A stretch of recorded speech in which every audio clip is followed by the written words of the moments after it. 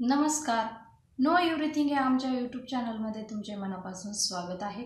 आजचा आपला विषय आहे छातीमध्ये साठलेला कफ कमी करणे. सर्दी पडसं झाल्यानंतर आपण लगेच्या लगे बरं होण्यासाठी आपण हॉस्पिटलला जातो आणि टॅबलेट्स घेतो.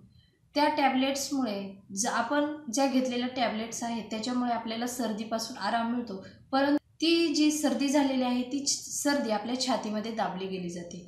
याच्यामुळे आपल्या छातीमध्ये कफ साठतो आणि हा कफ कफ झाल्यानंतर आपल्याला खोकला येतो. या खोकल्यामुळे आपल्याला खूप त्रास होत असतो.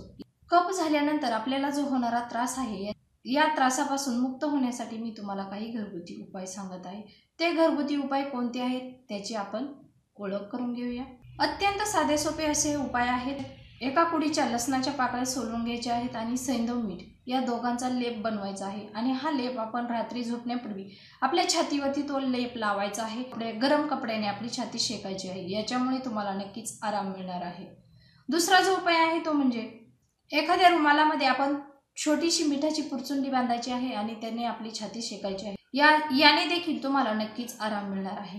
आणि तिसरा जो उपाय आहे तो म्हणजे आपल्या घरामध्ये सहज उपलब्ध होणारा आल्याचा तुकडा आपण दिवसभरातून 2 ते 3 वेळेस चघळायचा आहे. याच्यामुळे तुम्हाला कमी झालेला नक्कीच जाणवेल. चौथा जो उपाय आहे तो म्हणजे 4-5 लवंगा घ्यायच्या आहेत आणि त्या कमी गॅसवरती थोड्याशा कमी प्रमाणामध्ये भाजून घ्यायच्या आहेत आणि त्याची आपण पूड बनवायची आहे आणि त्याच्यामध्ये आपण मध ऍड करायचा. जे तयार होणार आहे या दोघांचं जे चाटण आहे ते चाटण आपण 2 ते 3 तासांनी आपण ह्या 1 चमचेचं चाटण आपण दिवसभरातून 2 ते 3 वेळेस चाटायचं आहे. याच्यामुळे तुम्हाला नक्कीच आराम मिळणार आहे.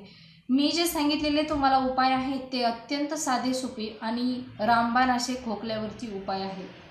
तुम्ही मी सांगितलेले उपाय नक्की ट्राय करून पहा. तुम्हाला जर माझा व्हिडिओ आवडला असेल तर तुम्ही लाईक करा, शेअर करा. तसेच नो एव्हरीथिंग हा आमचा यूट्यूब चॅनल सबस्क्राईब करायला मात्र विसरू नका. नवीन विषयासह नवीन व्हिडिओसह लवकरच येत आहे. तोपर्यंत धन्यवाद.